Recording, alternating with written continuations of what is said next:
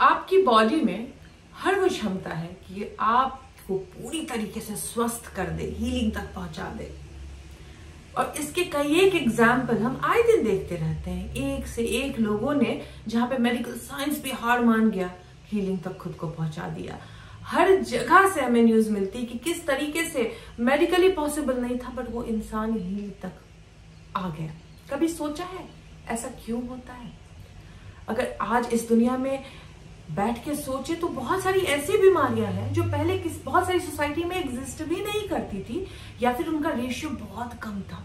जैसे एक बात करते हैं नॉर्थ अमेरिका की, मल्टीपल स्क्लेरोसिस करके एक बीमारी है जो पहले एक मर्द से एक औरत का अनुपात था, यानी अगर एक मर्द को हुआ है तो एक औरत को होगा। आज वो बढ़कर सिर्फ 30 से 40 सालों के अंदर अनुपात हो गया, अगर एक मर्द को होता है तो सेम चीज 3.5 औरतों को होती है, यानी अनुपात जो है 1:3.5 का हो गया है मर्द और औरतों में।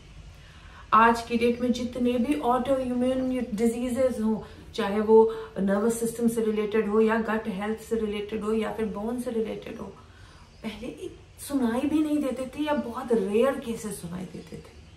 आज इन सभी की डायग्नोसिस बहुत कॉमन सी बात हो गई है।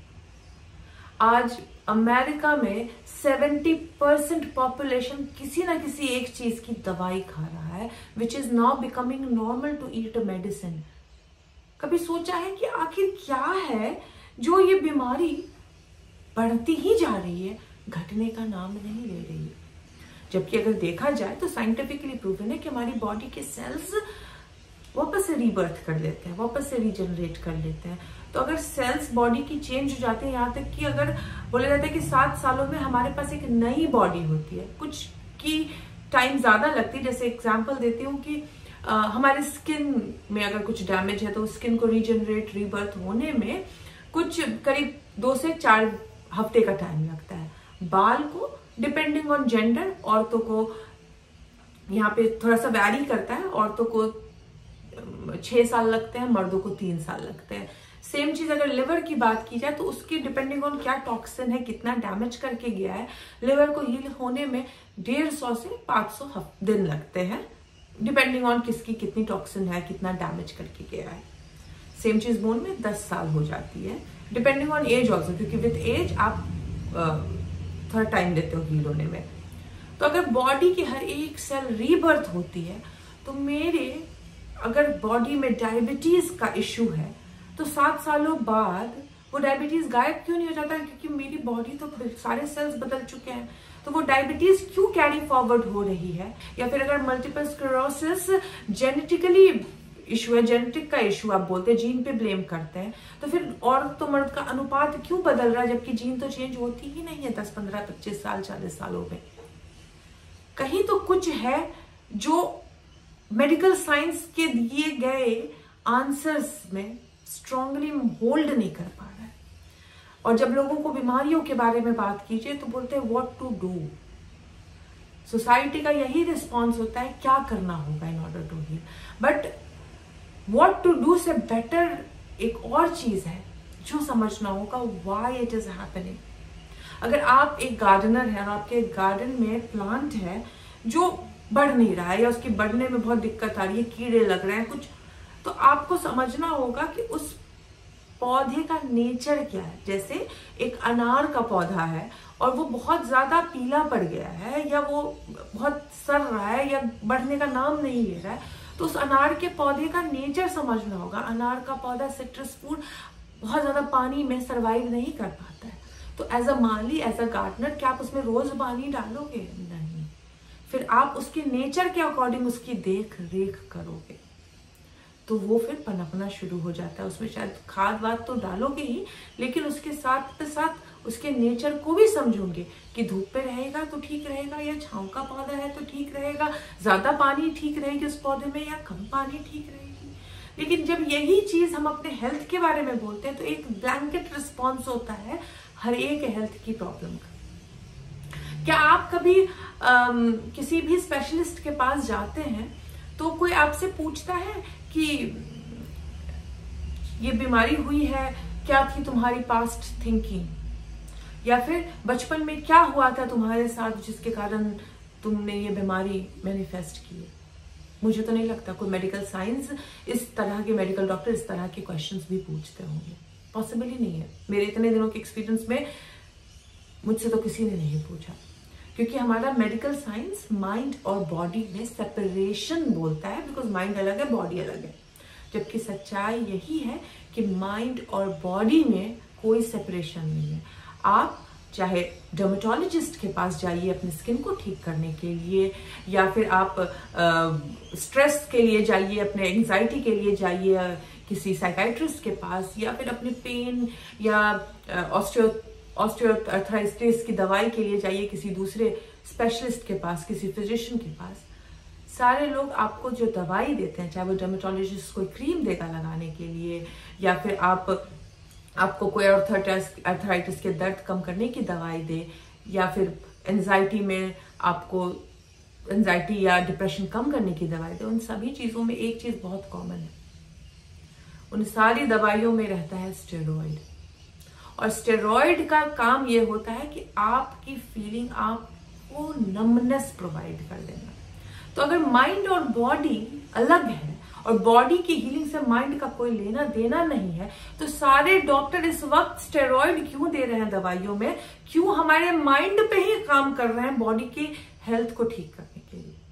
क्योंकि जब तक माइंड ठीक नहीं होता है, बॉडी में हीलिंग ट्रिगर नहीं होती है, माइंड बॉडी से सेपरेट नहीं है।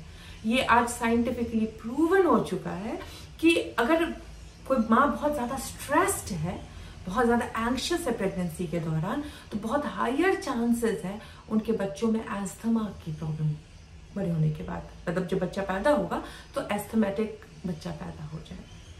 ये बहुत कॉमन है आज के डेट में कि जहाँ पे बहुत ज्यादा एंग्शियस माहौल होता है, जहाँ पे बच्चों को बहुत ज्यादा डांटा मारा जाता है, जहाँ पे हमेशा बच्चे को लगता है कि वो एगशेल पे चल रहे हैं, वहां के बच्चों में एक्जिमा की बीमारी हो जाना, स्किन ब्रेकआउट होने लगता है। क्योंकि हमारा माइंड हमारी बॉडी से अलग नहीं है। इनफैक्ट दीपक चोपड़ा तो बोलते हैं कि हमारी बॉडी के हर एक सेल में अपना एक अनोखा माइंड है और हम अपने पूरे बॉडी से फील करते हैं। इसके लिए तो जो बोलते हैं कि मेरी गट फीलिंग हो रही है, उस वक्त आपका गट एक्चुअली फील कर रहा होता है, क्योंकि आपके गट में के हर एक सेल्स में एक अपना माइंड है और आप अपने हर एक बॉडी के अंग से फील करते हैं। तो क्वेश्चन आता है वाई क्यों हो रहा है ये, क्यों नई नई बीमारियां हो रही है, क्यों हेल्थ आज इतनी बड़ी इंडस्ट्री बन गया है, क्यों हेल्थ इंसान के लिए एक बड़ी चुनौती का कारण बन गया है? क्योंकि हम कहीं ना कहीं ह्यूमन नेचर से डिस्कनेक्शन ले लिए। आज की जो सोसाइटी है बहुत ज्यादा मशीन ओरिएंटेड है, और ऐसी सोसाइटी में रहते हुए किस तरीके से अपने आप को वापस हीलिंग तक लाया जाए, ये सीखने की जरूरत है, ये जानने की जरूरत है। और इसके लिए मैं लेके आ रही हूं आप लोगों के लिए हेल्थ वेबिनार, जिसमें मैं आप लोगों कि उस सेल के अंदर जो स्टोर्ड मेमोरी है, जिसके कारण एक सेल वो मेमोरी ट्रांसफर कर देता है आने वाले नए सेल के अंदर, जिसके कारण डिजीज कभी खत्म ही नहीं होती है। यानी अगर इस सेल की मेमोरी आज खत्म हो जाए, नए सेल के रीबर्थ से पहले वो मेमोरी ट्रांसफर ही नहीं करेगा, तो डिजीज कंटिन्यू नहीं करते। इसके लिए तो कई बार डॉक्टर्स के मुंह से सुना होगा आप लोगों ने कि जगह बदल लो, किसी अच्छी जगह चले जाओ कहीं, ताकि मेमोरी सबसाइड हो जाए। और यही कारण है कि हीलिंग सेशंस जो होते हैं वो इतने काम करते हैं, बिकॉज आप जब मेरे सेमिनार के हीलिंग सेशंस में आते हो तो कहीं ना कहीं आपके सेल्स की मेमोरीज इरेज करने का काम होता है। आपको इनवर्ट जाके आपकी चीजों को एक्नॉलेज करने दिया जाता है, जो शायद इस भाग दौड़ की जिंदगी में एक्नॉलेजमेंट ही नहीं होते हैं। याद रख लीजिए, एक्नॉलेजमेंट और अंडरस्टैंडिंग बहुत बड़ा 2 पिलर है आपको हीलिंग तक पहुंचाने का। एक्नॉलेजमेंट का मतलब होता है जो है उसका एक्सेप्टेंस, क्योंकि आधे लोग तो एक्सेप्ट ही नहीं कर पाते हैं। एक्नॉलेजमेंट का मतलब होता है जो हुआ उसका एक्सेप्टेंस बिना किसी जजमेंट के, और अंडरस्टैंडिंग जो हुआ वो क्यों हुआ, और आप अब अंडरस्टैंडिंग के बाद आप हीलिंग तक पहुंचते हैं। और यही कारण है जब आप थोड़ा सा स्लो डाउन होकर रिफ्लेक्ट करते हैं तो आपके सेल्स की मेमोरी गायब होने लगती है, आप मेमोरी चेंज कर सकते हैं। दीपक चोपड़ा बोलते हैं कि आप अपने हर एक सेल्स में जो स्टोर्ड मेमोरी है उसको बदल कर हीलिंग ट्रिगर कर सकते हैं। तो आने वाले हेल्थ वेबिनार में मैं आपके साथ बात करूंगी दीपक चोपड़ा के बताए हुए टेक्निक्स को लेके। गबोर मटे एक बहुत ही अमेजिंग डॉक्टर हैं जो बहुत ज्यादा बात करते हैं हीलिंग की, कैसे आप खुद को हील कर सकते हैं, कैसे मेडिकल साइंस अभी भी वहां नहीं पहुंच पाया है जहां पे आप अपने माइंडसेट में शिफ्ट करके हीलिंग तक ला सकते हैं। इस हेल्थ वेबिनार में पिछली बार भी लिया था, कुछ 1-1.5 साल पहले लिया था मैंने, एक ही सेशन ले पाई हूँ, उसके बाद मैं ले नहीं पाई हूँ। तो इस बार जो ला रही हूँ ये बहुत ही डिफरेंट है। पिछली बार थोड़ा आयुर्वेदिक वेस्ट था, इस बार भी थोड़ी चीजें तो बात करूंगी लेकिन आयुर्वेद नहीं। इस बार बात होने वाली है प्रैक्टिकली आपको क्वांटम जंप कराने का, यानी आपके सेल से वो सारी मेमोरी इरेज कराने की प्रैक्टिकल टूल्स देने वाली हूँ। तो आपको गबोर मटे से जो मैंने सीखा है वो समझाने वाली हूँ, दीपक चोपड़ा से जो सीखा है वो समझाने वाली हूँ। अब मैं एक ब्रेन लॉन्जेविटी स्पेशलिस्ट बन चुकी हूँ, तो उसमें क्या चीजें मैंने सीखी, किस तरीके से आप अल्जाइमर और डिमेंशिया को डिले कर सकते हैं।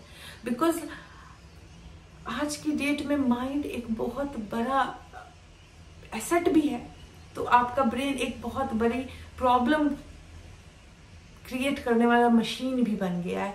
तो किस तरीके से अपने ब्रेन के हेल्थ का रख रखाव करना चाहिए ताकि आप लंबा जिए और लंबा प्रेजेंट होके जिए, वो बताऊंगी। साथ पे साथ आपके साथ होने वाली है उसमें आपकी 5th डायमेंशनल क्वांटम जंप, जो बहुत सारे वेबिनार में मैंने करवाई थी, बट इस बार थोड़ा सा अमेजिंग क्वांटम जंप कराने वाली हूँ। और फिर होगी आप लोगों की shamanic energy healing for healthy body.